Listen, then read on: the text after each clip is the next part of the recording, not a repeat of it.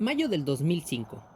Una alerta lanzada desde el condado de Kootenai, en Idaho, levantó las alarmas de búsqueda de dos menores, Shasta Grooney, de 8 años de edad, y su hermano Dylan Grooney, de 9 años de edad.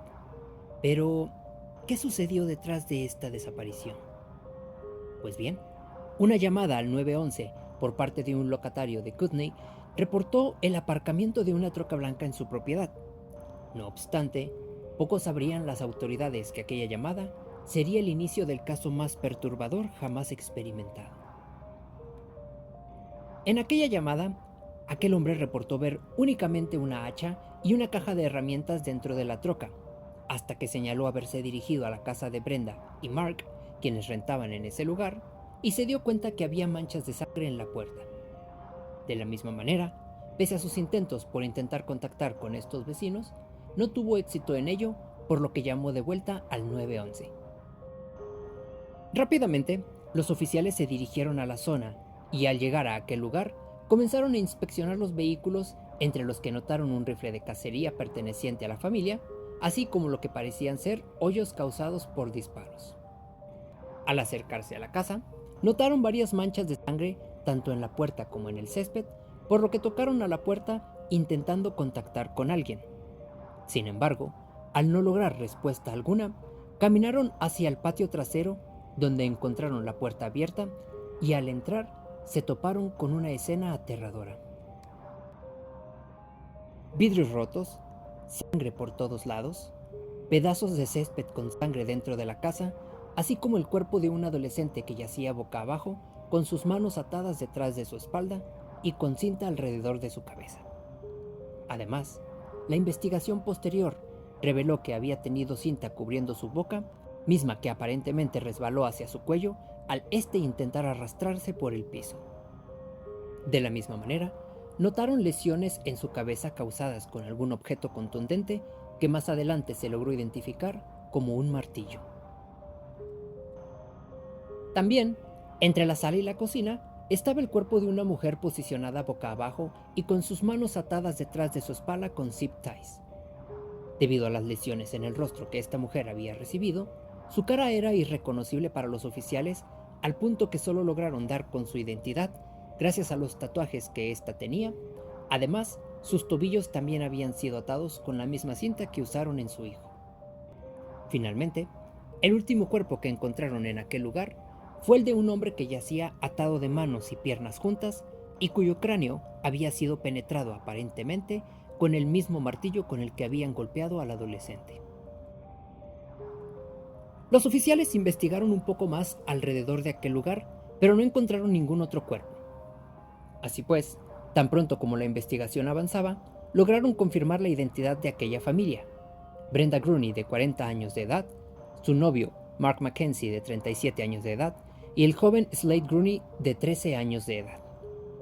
A la par de la investigación, Steve Grooney, el padre biológico de los niños, exigía información al respecto de este caso, y justamente fue gracias a Steve que la policía logró darse cuenta de que había dos niños desaparecidos, Shasta y Dylan, de 8 y 9 años de edad. De esta manera, se inició con el reporte de investigación para lograr dar con estos niños, iniciando la búsqueda entre los árboles aledaños a la residencia donde vivía la familia. Pues bien, el reporte se estableció en todo el país, colocando letreros y carteles de búsqueda por todos lados. Sin embargo, la búsqueda fue infructífera, al grado que el padre de los niños contrató a una psíquica para ayudar a localizar a los pequeños, aunque el resultado no fue diferente en ninguna manera. Los esfuerzos por intentar localizar a Shasta y a Dylan no mermaron ni un poco, y fue precisamente gracias al apoyo de las personas que 2 meses después de los asesinatos de la familia de los niños, una llamada al 911 encendería las alarmas de búsqueda con mayor intensidad y pondría dirección a los oficiales hacia una cadena de restaurantes llamadas Denny's. Yeah, hi, Francis. The manager at Denny's. Yeah. I've got a little girl here with a tall gentleman, and she looks so much like this. Okay. Are they still in the building? Yeah, they're at table 20. And can you describe the male to me? I'd say 6'3". Okay. Really slim. Okay. Dark hair? Curly. The hat on. And we're not sure, she looks so much like her, and I don't know. All right, we'll have someone start that way. Okay, thank you. And if we call us right back, please. Sure. All right, thank you. Pese a que la empleada de aquel lugar no estaba del todo segura si era realmente Shasta, los policías no podían dejar pasar esto de lado, por lo que aceleraron la dirección en cuanto recibieron una segunda llamada de un cliente indicando haber visto a quien parecía ser la pequeña desaparecida. Al llegar a aquel lugar, lograron identificar a la menor, quien justamente era Shasta Grooney, acompañada de un hombre de 42 años, a quien identificaron como Joseph Edward Duncan III, un hombre con un largo historial criminal. La historia de Duncan inicia a los 15 años de edad, cuando abusó sexualmente de un niño a punta de pistola. Incluso, Duncan declaró que para los 16 años había abusado de docenas de chicos. Más adelante, a la edad de 17 años, fue sentenciado a 20 años de prisión después de haber sido declarado culpable del secuestro y abuso de un adolescente de 14 años. Sin embargo, solo cumplió 6 años en prisión, siendo liberado en 1994, aunque siendo detenido nuevamente en 1997 y liberado una vez más en el año 2000, año en que decidió mudarse hacia Dakota del Norte. Se especula que Duncan pudo ser el culpable de 3 asesinatos ocurridos entre 1994 y 1997, incluidas 2 niñas de Seattle. Así pues, Duncan se mantuvo lejos de la mira de los oficiales por unos años, hasta que en marzo del 2005 nuevamente fue puesto a disposición de las autoridades, siendo acusado del abuso de 2 menores, y aunque se le permitió la libertad bajo fianza, este se dio a la fuga, por lo que se levantó una orden de arresto contra Duncan. Sería así como 2 meses después de esto, cometería los actos contra la familia de Idaho y los secuestros de los 2 menores. No obstante, una interrogante continuaba en el aire, un aspecto que sería resuelto por la declaración de la pequeña Shasta. La pequeña de 8 años, que había sido trasladada al hospital, declaró a un investigador profesional en tratar con niños que su madre la despertó aquella noche del 16 de mayo y le dijo que un intruso había irrumpido en su casa. Posteriormente, fue llevada junto a toda su familia a la sala de la casa, donde fueron atados de manos y pies. Asimismo, declaró que el intruso justamente era Duncan, el hombre que se la había llevado a ella y a su hermano Dylan. Después, mencionó que Duncan palmó su cabeza, le hizo un gesto y se la llevó al jardín, amenazándola con dispararle si no se mantenía en silencio. Segundos después, Dylan fue colocado junto a ella y al este hombre regresar a la casa, se escuchó el grito de Mark, el novio de su madre, y después de unos momentos, sin saber qué estaba sucediendo, miró a su hermano Slade caminar afuera, tambaleándose y moviéndose de manera muy extraña. Lo siguiente que recuerda es que ella y su hermano fueron llevados en una troca por Duncan hacia una propiedad cercana, donde se cambiaron a una Jeep roja, y que más adelante manejaron a través de un camino solitario donde Duncan la abofeteó fuertemente y que solía encadenarlos a ambos a un árbol cada vez que éste se iba. También mencionó que Duncan solía colocar algunas pastillas en su agua. Shasta declaró al investigador que fueron forzados a escribir una carta a su padre y que incluso se sintieron un poco aliviados al Duncan indicarles que debían escribir que probablemente se verían de nueva cuenta. Asimismo, cuenta la pequeña que en cierta ocasión, Duncan se llevó a Dylan por un par de horas y cuando regresó se veía notablemente herido.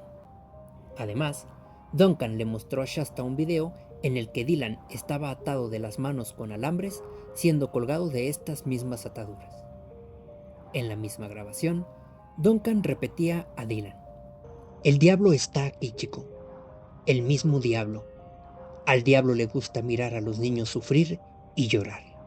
A lo que Dylan, asustado y llorando, comenzaba a rezar, siendo interrumpido por Duncan diciendo: "¿Es esta tu voluntad? ¿Pones a gente en la tierra para hacer esto?". ¿Cómo puedes hacer esto? ¿Cómo puedes permitírmelo, Dios? ¿Dónde estás? Muéstrate. Posteriormente, Shasta confesó que cuando Dylan fue enviado a tomar una cerveza para Duncan, este le disparó en el estómago con una escopeta, situación por la que Dylan perdió la vida. Y aunque Duncan confesaría que esto fue solo un accidente, no queda claro con toda certeza si fue así. Lo que era un hecho es que Dylan no podría ser encontrado con vida, puesto que Duncan prendió fuego al cuerpo del pequeño. Más adelante, Duncan y Shasta se fueron de aquel lugar y llegaron al restaurante Dennis, mismo lugar de donde salió la llamada del 911, declarando haber visto a la pequeña desaparecida. Finalmente, la entrevista finalizó con la declaración de Shasta, indicando que Duncan le había confesado haber cometido más crímenes similares en el pasado. Después de haber revisado la Jeep en la que Duncan se movía, encontraron un par de cuerdas, cintas, una cámara de video, la escopeta con la que disparó a Dylan, una laptop, binoculares, entre muchas otras cosas. Posteriormente, tras una dura investigación en la zona que Shasta y Dylan habían estado cautivos, lograron encontrar los restos del pequeño. Más adelante, los investigadores descubrieron que Duncan tenía un blog en línea desde el 2004 llamado The Fifth Nail. En este blog, un día antes del ataque a la familia de Shasta, escribió: "Estoy asustado, solo y confundido, y mi siguiente paso es atacar a quienes percibo como la fuente de mi miseria, la sociedad. Mi intención es dañar a la sociedad tanto como pueda, después morir. En cuanto a Joe el feliz, bueno, esto solo fue un sueño. El monstruo ya vivía feliz en mí desde mucho antes". También en otro post, escribió que a la par de que atacan los síntomas de una sociedad enferma, los problemas se van empeorando y que esperaba algún día la sociedad despertara y reconociera que ellos propagan su propia miseria negando la verdad, que los criminales también son una víctima. Finalmente, los investigadores lograron construir el caso adecuadamente gracias a la declaración del propio Duncan. Este indicó haber robado la Jeep roja alrededor de las 3 de la mañana. Horas antes habría estado manejando por los alrededores, buscando a una víctima, cuando pasó por casa de la familia de Shasta y Dylan, a quienes observó jugar en el patio, por lo que armó un plan para secuestrarlos. Compró unos zapatos desechables más grande del número que solía usar, unos guantes y decidió inspeccionar la casa haciendo uso de unos lentes de visión nocturna. Indicó que al aproximarse a la casa, tuvo el mayor de los cuidados para no despertar a los perros y se dirigió directo al cuarto de Shasta y Dylan, pues señaló saber exactamente dónde dormían. También mencionó que se subió en una silla para tratar de entrar por la ventana, pero uno de los perros se dirigió al cuarto de los niños y al notar la presencia de Duncan, comenzó a gruñir, por lo que Duncan se vio forzado a cambiar de planes. Posteriormente, señaló haber estado esperando junto a la cerca por aproximadamente 1 hora, hasta que se dio cuenta que no había ningún movimiento extraño dentro de la casa. Duncan también confesó a los investigadores que por unos momentos decidió no llevar a cabo aquellos actos, e incluso señaló que caminaría hacia la puerta trasera, y si ésta se encontraba cerrada con llave, decidiría retirarse de aquel lugar. Sin embargo, la puerta sí estaba abierta, por lo que procedió con su ataque. Al entrar, encontró a Brenda dormida en el sofá, situación que lo congeló y le generó un poco de miedo, dado que no esperaba encontrar a nadie en la sala, por lo que se dirigió a la cocina por unos momentos tratando de valorar si había algún movimiento. Sin embargo, al notar que todo permanecía en relativa calma, decidió continuar con su plan. Comenzó a buscar a los perros, a quienes encontró en el cuarto de Slade, y al apuntarle con la escopeta, los 2 perros huyeron del lugar. Al momento, se percató de que Brenda estaba despierta e incluso había encendido la luz, pero al no notar nada raro, apagó la luz y volvió al sofá. Aunque Duncan menciona que Brendan lo vio directamente, no podría confirmar si estaba dormida o estaba despierta. Así pues, Duncan se dirigió directamente hacia Brenda, le apuntó con el arma y le preguntó por su esposo Mark. Brenda despertó un poco confundida, sin entender lo que estaba sucediendo, por lo que Duncan repitió la pregunta. Acto seguido, Brendan lo llevó hacia Mark, a quien despertó indicando que había un hombre armado dentro de la casa, por lo que Mark saltó de la cama y lo miró directamente. Duncan ordenaría a Mark tirarse al piso y ordenaría a Brenda atarlo de las muñecas y los tobillos con los zip ties que éste había comprado. Posteriormente, llevó a ambos a la sala y le pidió a Brenda traer a los niños también. Una vez que ató a la familia, se detuvo unos momentos a contemplar lo fácil que había sido.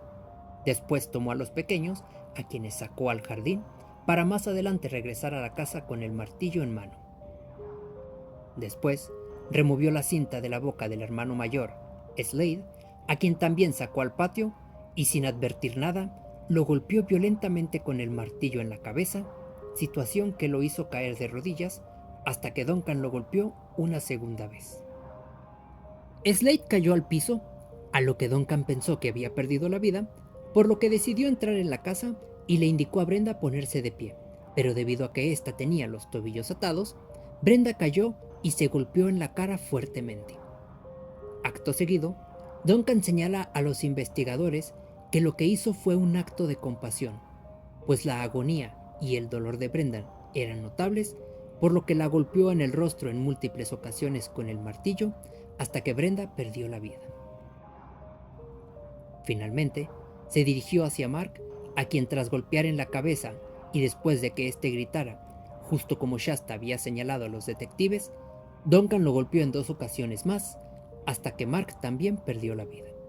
Cuando salió por los niños, notó que Slade había huido, así que fue a buscarlo, temiendo que éste haya escapado. No obstante, Slade se encontraba en la parte frontal de la casa, confundido y aturdido, por lo que Duncan se dirigió hacia él, golpeándolo una vez más en la cabeza, el cuello y los hombros, y después arrastró el cuerpo de regreso a la casa donde Mark y Brendan seguían quejándose. Seguido de esto, indicó no querer ver el estado de Brenda, a quien cubrió con una sábana y la golpeó en reiteradas ocasiones, situación por la que su rostro quedó irreconocible. Finalmente, tomó a los niños, la troca de la familia, y se dirigió hacia donde había dejado la jeep en la que terminó escapando. Pues bien, los investigadores no solo lograron confirmar la historia de la pequeña Shasta, sino también fotografías y videos que Duncan poseía de él mismo vestido de mujer y actuando de manera extraña. De igual manera, lograron conectar el asesinato de un niño de nombre Anthony Martínez, de 10 años de edad, cuyo cuerpo había sido encontrado con notables signos de violencia y abuso, atado con el mismo tipo de cinta que Duncan había usado en su crimen. De esta manera, el 12 de julio del 2005, Duncan fue acusado de 3 casos de asesinato en primer grado y 3 casos de secuestro en primer grado.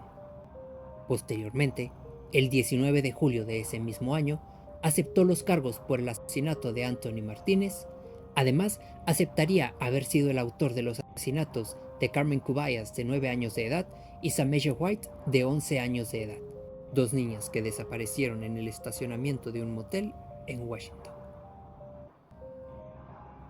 Así pues, el 16 de octubre del 2006, Duncan fue sentenciado a 3 cadenas perpetuas sin posibilidad de libertad condicional, para posteriormente, el 27 de agosto del 2008, ser sentenciado a la pena capital.